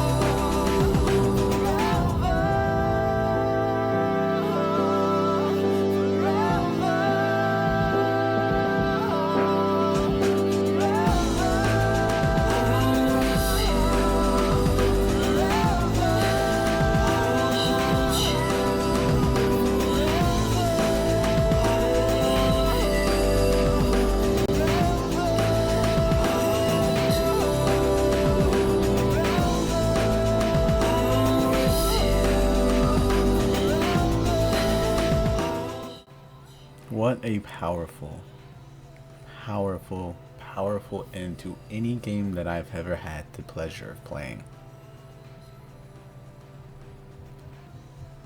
This game is magical, and I think it was due in part of my own mentality going into the game. People had told me to play this game for a long time. Each video I would see people, please play the cat lady, please, please, please, please. And I simply would say I am. Like, I had full confidence that I was going to end up playing this game at some point in my life. But I guess subconsciously over the days and over the months that gone by, I struggled to really get into it because I was like, I'm not sure that it'll do good on my channel. That was literally it. And one day I just said, that's not the kind of channel I want to be. I don't want to just chase the trends, you know, or whatever like that. And so I decided that I was just going to play it. I said $10 in the grand scheme of things, in retrospect, ain't nothing for real. And so I decided to play the game. And I started having my preconceived notions about it. You know, people would always bring you up in conjunction with Fran Bow and Sally Face, and I thought, okay, so there's a mystery to be had, or okay, maybe there's some super big lore that is like waiting to be unearthed. None of that matters, bro. The cat lady isn't about some fantastical dream world and how it all works and stuff like that. It doesn't matter if she's truly dying or if that's just a metaphor. It doesn't matter if the 9 lives was a pun or if it's not. It doesn't matter. This game is a powerful, powerful message to depression and to the invisible illness. It is by far the best representation of any game that I have ever seen. Going back through the game, you can tell that this game was always about the inner demons and battling depression. Because of what we know, Susan was a very troubled individual, and we go through each of her fears and we conquer them, whether physically or mentally. In the first chapter, or actually not even that, let's just learn about Susan. Who is Susan? Susan was someone like any other woman. Susan wanted to have a child and did so. And had a husband who worked, lived in a flat, you know, all the dreams that everyone would want. She was a lot like every other girl who just enjoyed the finer things in life, drank wine, smoked sometimes, and most importantly, loved flowers. But as we've seen, her husband and her didn't have the greatest relationship, and that quickly spiraled out of control, resulting in their own child's death.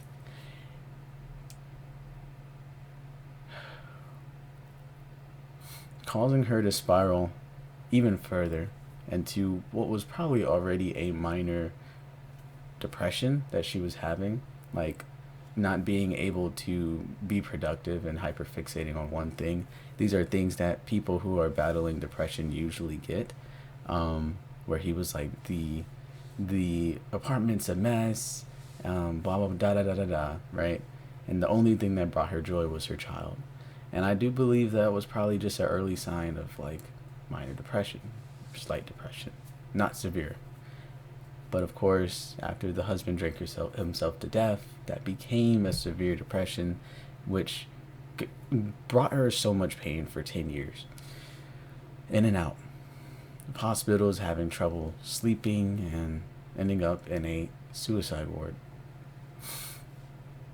But the first chapter was our own fears manifested. Chapter 1, we go to this world and we write our suicide note, and we go to this world and we meet the strange lady, and we're like, who is this? And this was our fixation of death, or at least that's what we thought. But looking back at it now, I believe that was just a fear of others, people she deems as parasites, because what else could they be? They're just parasites. Everyone, everything that is opposed to her is a parasite. And that was her biggest fear, was others. That's what chapter 1 was trying to signify. Chapter 2 was her fear of the hospital, the mental hospital, or not the mental hospital, the workings, right? She fears being crazy. She fears that she actually may be crazy. And so I believe that whole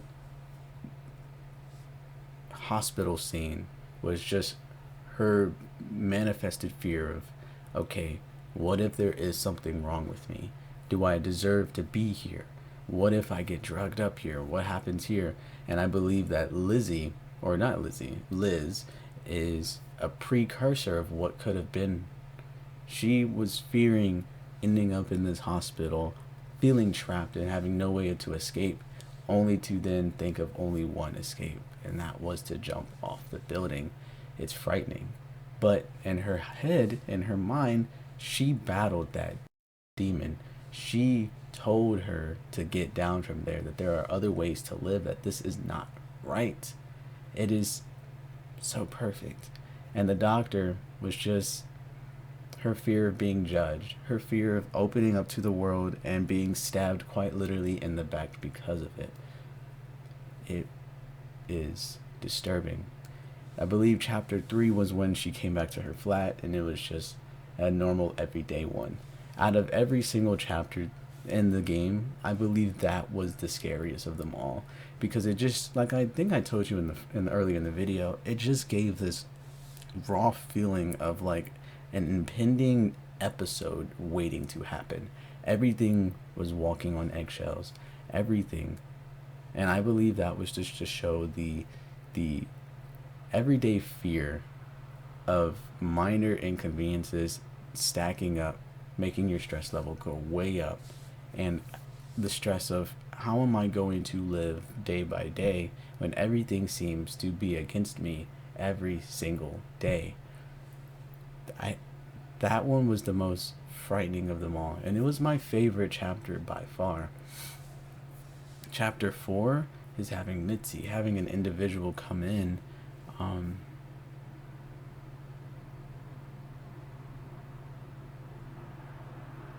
No.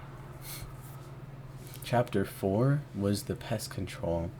I believe that was just her fear of losing her cats. We've known throughout the entire game that these cats have been with her thick and thin. And so losing that, she just truly felt like if these cats were to be taken away from me, that's it. That'll be the end of it all. Like, I will be lonely for sure. And so I believe the cats being introduced was one, you know, obviously like a fear of hers, and then Mitzi coming in was also another fear of letting someone in.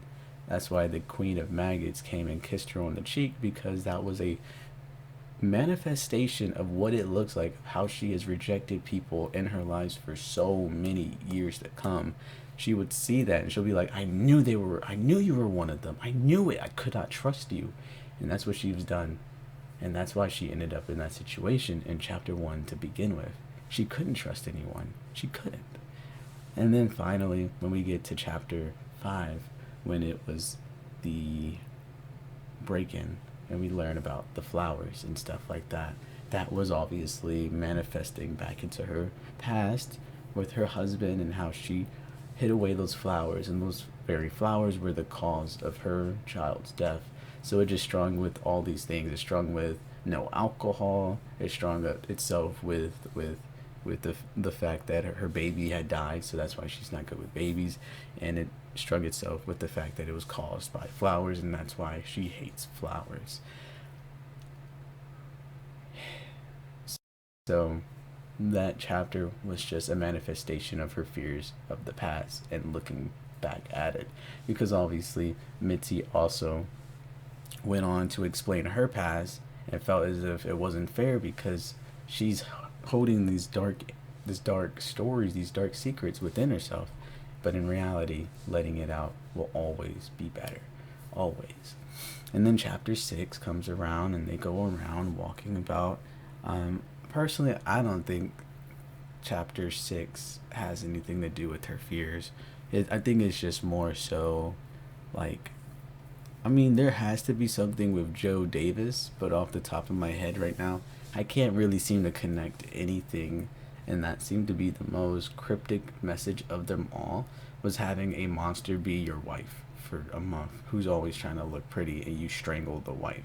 It just, I was a little confused, but maybe it's just supposed to represent us, because we know that Susan has a problem with her own appearance and believes she is ugly, and she only likes her eyes. So maybe that was her manifestation of a monster as she finally gets to view herself. She just sees nothing but darkness. So maybe it's the fear of accepting herself. And then chapter 7 was finally accepting everything, just accepting who you are, accepting what you are. And God, they did it so perfectly, because in my head, obviously Susan and Mitzi were getting closer and closer chapter by chapter, and I was like in for it, but I knew in the back of my head that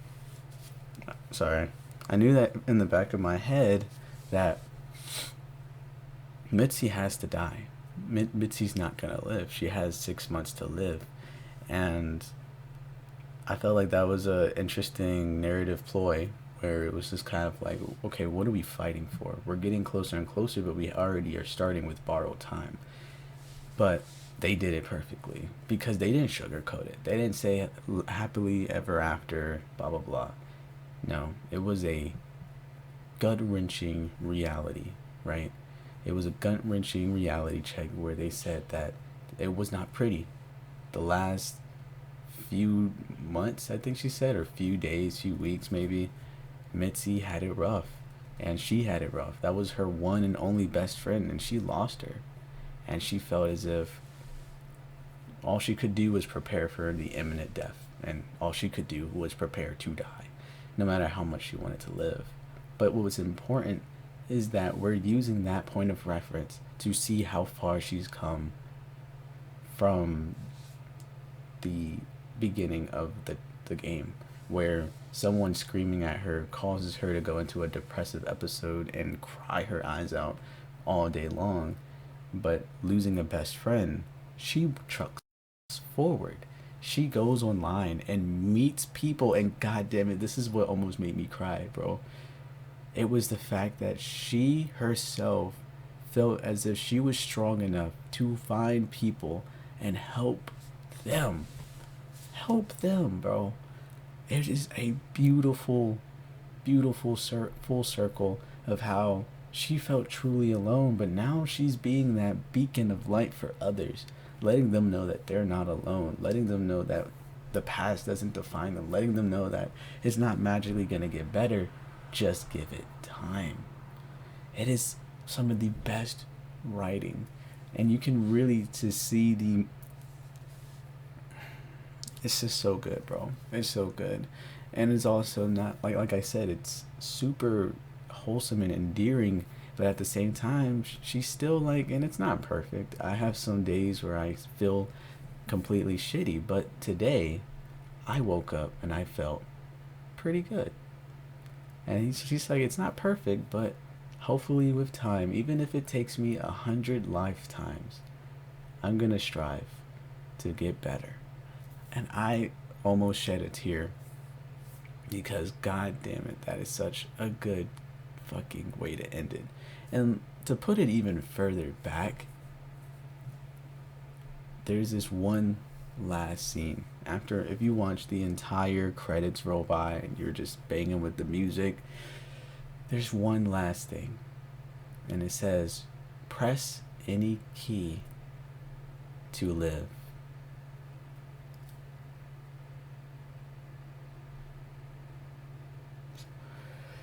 It's a good game, bro. The Cat Lady is not a game about fighting your demons and getting badass headshots with shotguns and becoming a retribution itself. It's not about that. The Cat Lady is about accepting yourself, accepting your flaws, accepting who you are, accepting your weaknesses, and using that as fuel to get better, to live. The Cat Lady asked a very interesting question. What is it you believe that you live for? Do you live for yourself? Do you live for your friends, your family, your mom, your dad? Who do you live for? Because at the end of the day, you can live for whatever, you can strive for whatever. But whatever it is, you must strive to live for yourself. You deserve your own life, your own happiness, your own struggles, your own strife. You deserve, just like anyone else, you deserve it.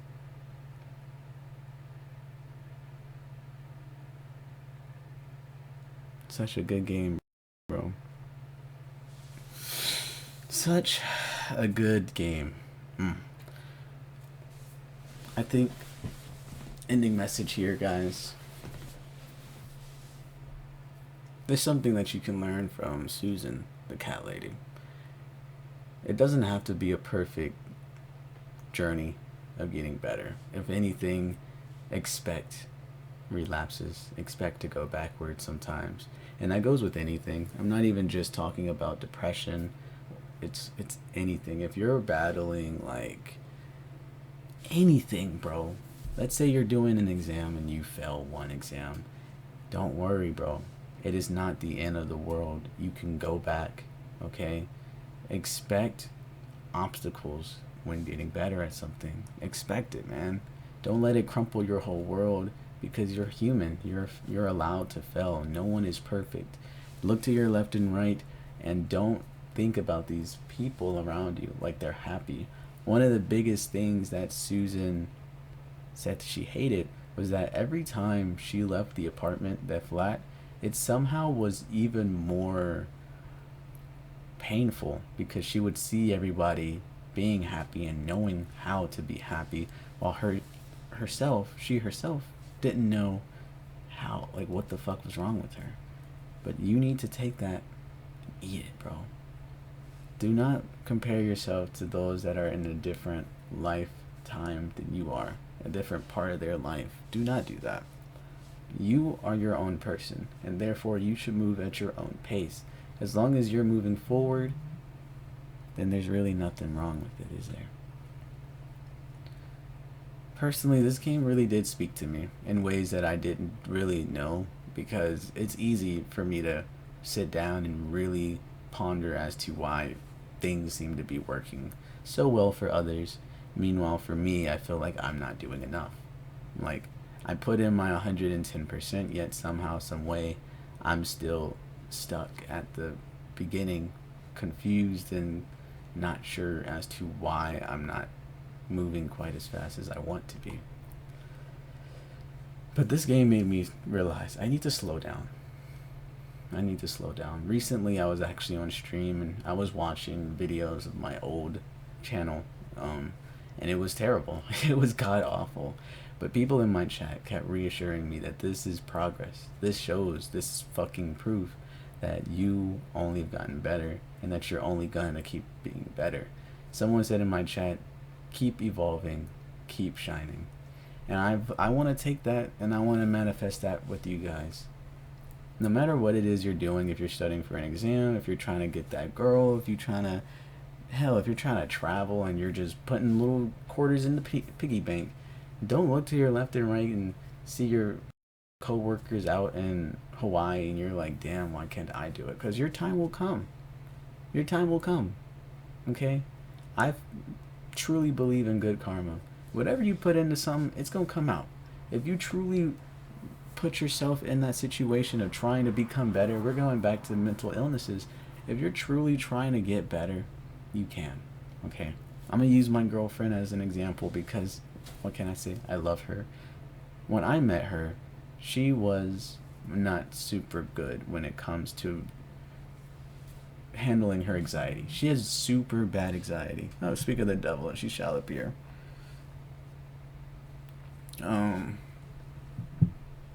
But she was obviously very bad with anxiety, right? And when I met her, I felt like a part of me was a little vexed.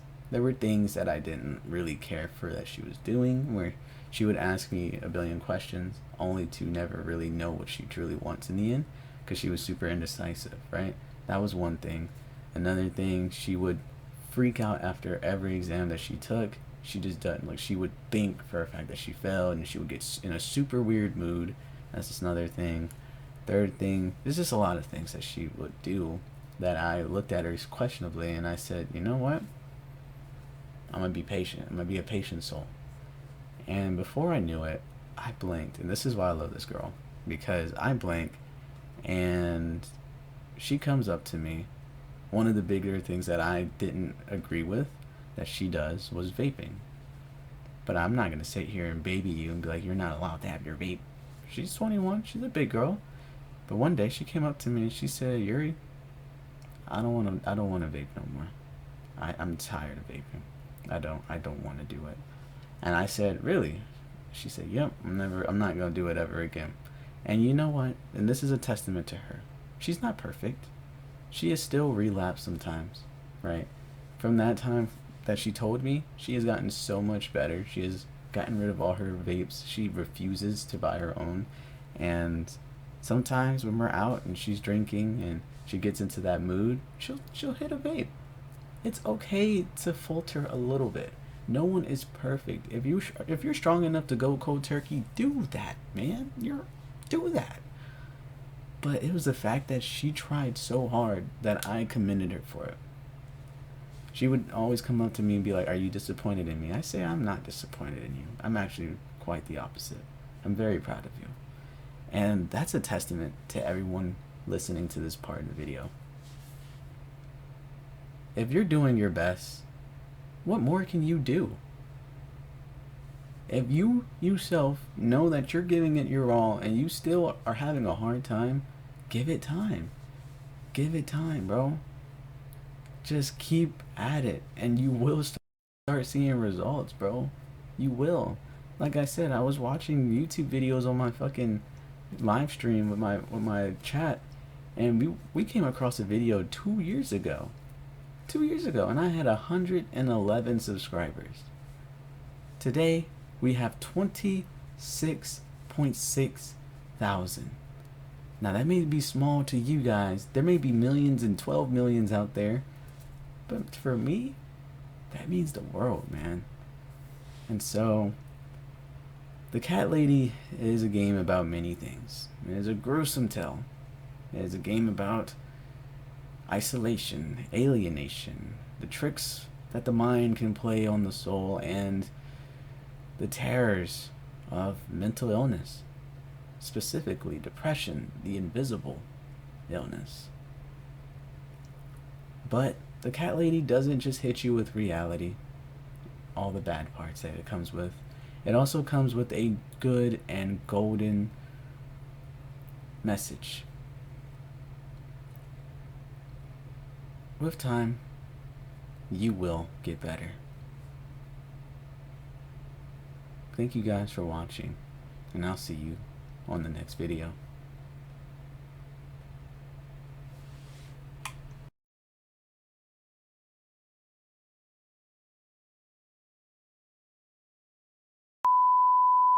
Cry me a river. Don't wanna just cry me a river, girl. Yeah, yeah. I know they say things I better left on. Wait, hold on. How does it go? I know they say some things are better. Okay, wait, hold on. I almost got it. I know they say some things are better left unsaid. And I to talk to, and you know it. Don't act like you don't know it. And people tell me keep wasting with my head. Ah, shit! Something bad's about to happen to me. Hey. Y'all, stop it. Stop, okay? Look, I know it's messy, but like, I know for 2 videos now I've actually said that I was going to clean up, but like, calm down, bro. Stop clocking me, alright? I've been a busy man. Are you recording me? Yeah. Because you're beautiful. Say hi to the camera. The camera scares me. You look so white. Oh, there you are. Hey, say hi. She's so cute, guys.